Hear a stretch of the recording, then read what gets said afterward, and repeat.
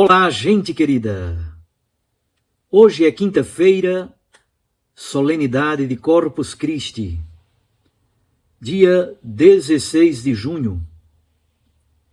E nós estamos no ano C, por isso o texto do Santo Evangelho é de Lucas, capítulo 9, versículos 11b a 17. Naquele tempo Jesus acolheu as multidões, falava-lhe sobre o reino de Deus e curava todos os que precisavam. A tarde vinha chegando. Os 12 apóstolos aproximaram-se de Jesus e disseram: Despede a multidão, para que possa ir aos povoados e campos vizinhos procurar hospedagem e comida, pois estamos num lugar deserto. Mas Jesus disse: Dai-lhes vós mesmos de comer. Eles responderam: Só temos 5 pães e 2 peixes. A não ser que fôssemos comprar comida para toda essa gente. Estavam ali mais ou menos 5.000 homens. Mas Jesus disse aos seus discípulos: Mandai o povo sentar-se em grupos de 50.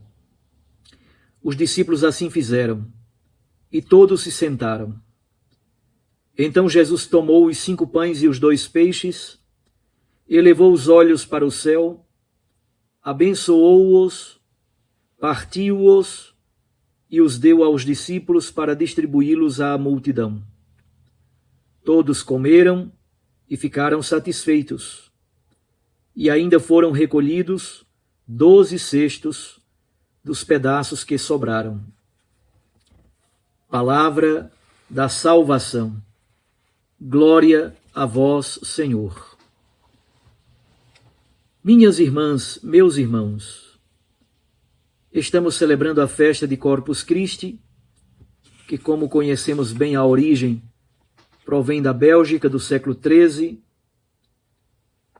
E nós, no calendário litúrgico da Igreja Católica, temos 2 grandes festas dedicadas à Eucaristia. A primeira é a Quinta-feira Santa, durante o período do Tríduo Pascal, na Quinta-feira Santa, à tardinha, nós celebramos a Missa da Ceia do Senhor, com o lava-pés, a instituição do Mandamento Novo do Amor e a instituição do sacerdócio. Porém, a Igreja sentiu, na Idade Média, a necessidade de uma outra festa, sobretudo ligada à adoração pública às espécies consagradas do pão e do vinho. A festa de Corpus Christi surge exatamente como necessidade de professar publicamente a fé na presença real e sacramental de Cristo na Eucaristia. Pois bem, olhemos agora o texto do Santo Evangelho propriamente dito. Primeiro, um pouco do contexto. No início do capítulo 9, Jesus envia os 12 apóstolos em missão. Depois o tetrarca Herodes Antipas, que é tetrarca da Galileia e da Pérea, escuta o barulho, o burburinho da missão. As consequências da missão dos discípulos começam a tomar corpo na Galileia. E Herodes fica sabendo. E ele se pergunta sobre a identidade de Jesus. Quem é este? Na cabeça de Herodes e de muitas outras pessoas, Jesus é um profeta como aqueles profetas do Antigo Testamento. Pois bem, diante do milagre que Jesus realiza e diante desta fala da multidão que Jesus se parece com um profeta, imediatamente temos que lembrar de Elias. Elias alimentou uma mulher e o seu filho de forma miraculosa. Nunca faltou azeite no frasco e farinha na cuia. Isso está em 1 Reis, capítulo 17, versículos 7 a 16. Elias alimenta um jovem e sua mãe.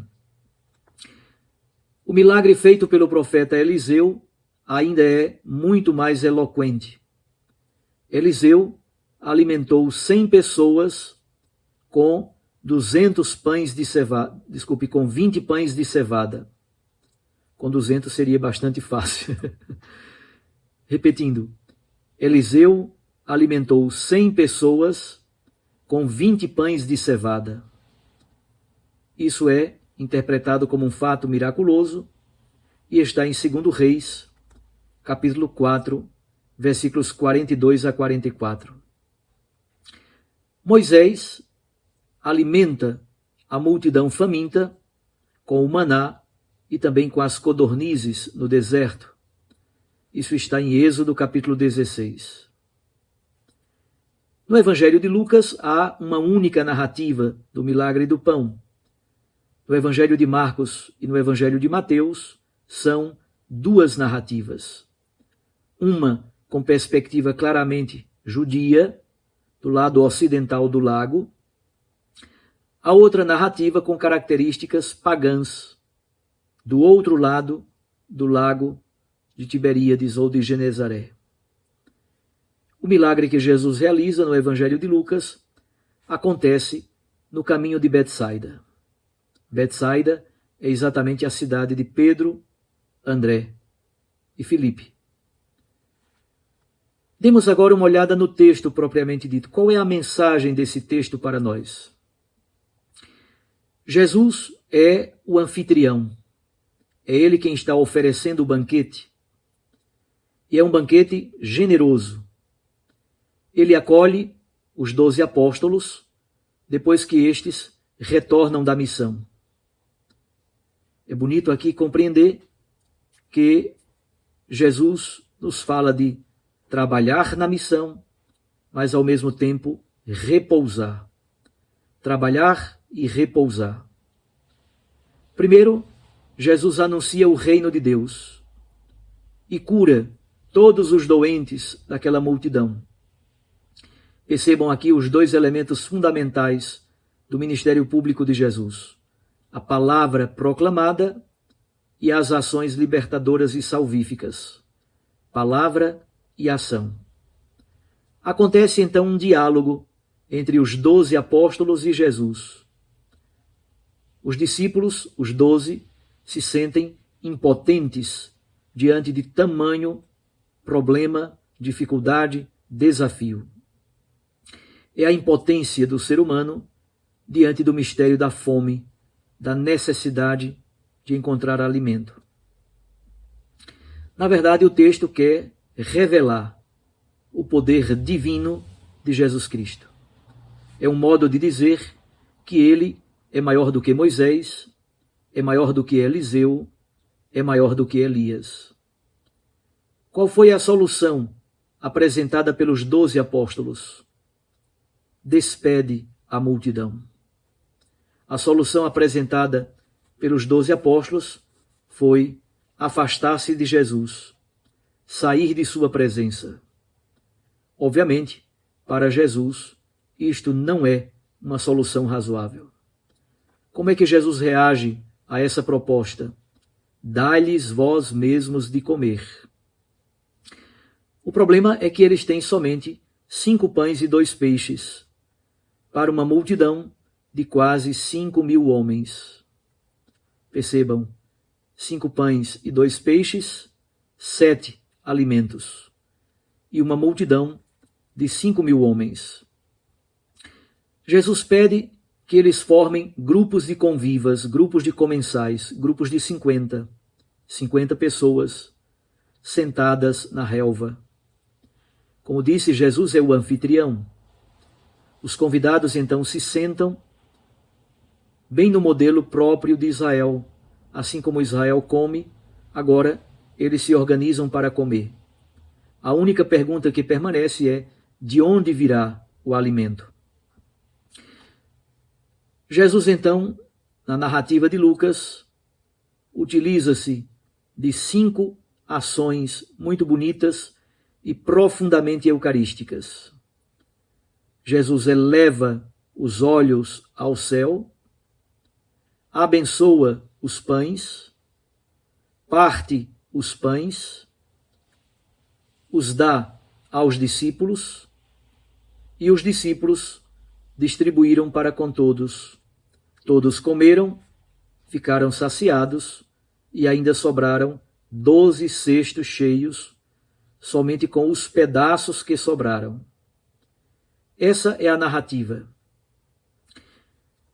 Olhemos agora mais de perto um pouco de atualização desses dados para a nossa realidade brasileira.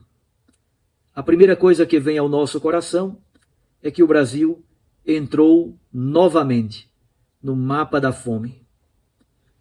Os estudiosos falam mais ou menos de 30 milhões de pessoas com algum tipo de insegurança alimentar.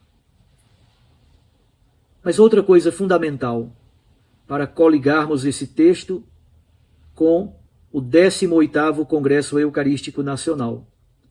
Em novembro, acontecerá aqui pertinho de nós, em Olinda e Recife, o 18º Congresso Eucarístico Nacional, cujo tema é Pão em Todas as Mesas. E o lema: dividiam o pão e não havia necessitados entre eles. Devemos então olhar para os necessitados, os famintos, as pessoas que passam por situações muito difíceis, neste momento preciso, as vítimas das enchentes. E aí nós somos convidados a olhar para a Eucaristia também a partir do compromisso ético e solidário, o compromisso com a justiça, como está em 1 Coríntios capítulo 11. E os 12 cestos que sobraram? Eu diria assim, nasce um novo povo a partir da Eucaristia. Quem se dispõe a celebrar a Santa Eucaristia nasce como uma comunidade nova, um novo povo capaz de partilhar. Os 12 cestos cheios simbolizam a Igreja, simbolizam as comunidades cristãs que nascem da Palavra de Deus e da Eucaristia. Nós então celebramos Corpus Christi quase como uma preparação imediata para o 18º Congresso Eucarístico Nacional. E aí somos chamados a refletir sobre adorar e comungar. Comungamos Jesus Eucarístico a cada domingo em nossas comunidades eclesiais. Mas é possível também realizar o culto eucarístico fora da missa. Quando nós adoramos Jesus Eucarístico fora da missa, nós estamos exatamente dizendo que nós nos comprometemos com a Eucaristia. Nós nos comprometemos com a vida. E como diz a própria liturgia eucarística, nós proclamamos a morte do Senhor até que Ele venha. É bonito como o Catecismo da Igreja Católica chama este sacramento com 7 nomes. O primeiro é Fractio Panis, a fração do pão. Rememora exatamente a partilha, a fração do pão nas comunidades cristãs primitivas. O segundo nome, Eucaristia, que significa ação de graças. O terceiro nome, comunhão, tem a ver com a solidariedade.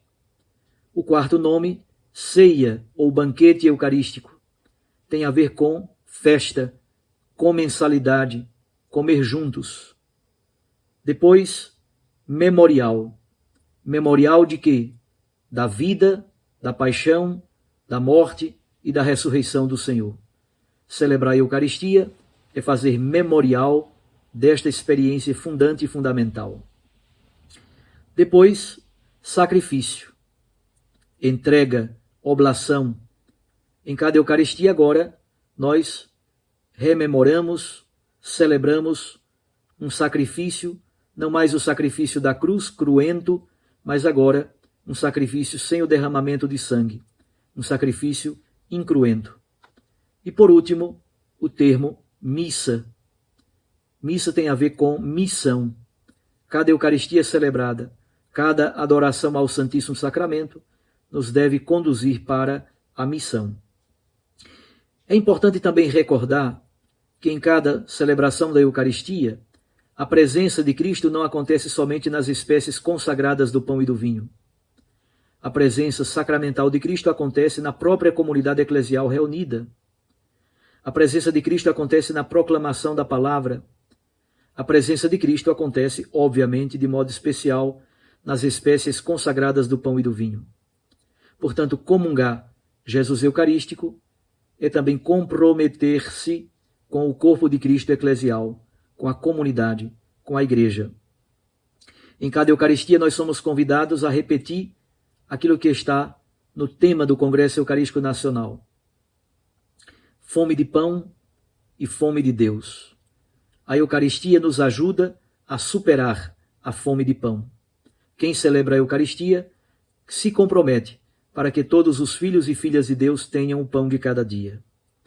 Como diz o Papa Francisco, nós somos convidados a tocar a carne dos pobres e sofredores, num país de profunda desigualdade e de acúmulo de tantas riquezas nas mãos de poucos e de tanta pobreza nas mãos de tantos.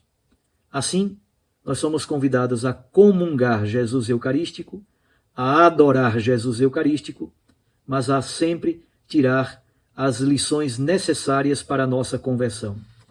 Inclusive, é bom recordar o que diz a Amoris Laetitia quando fala da comunhão para os casais em segunda união. Não deixemos esta oportunidade da solenidade de Corpus Christi passar em vão. Comungar Jesus, adorar Jesus, para comprometer-nos de sermos pessoas eucarísticas, cada vez mais eucarísticas, nas nossas convivências cotidianas. Um abraço a você, fique com Deus e com sua Mãe Maria Santíssima. Eu os abençoo, em nome do Pai, e do Filho, e do Espírito Santo. Amém.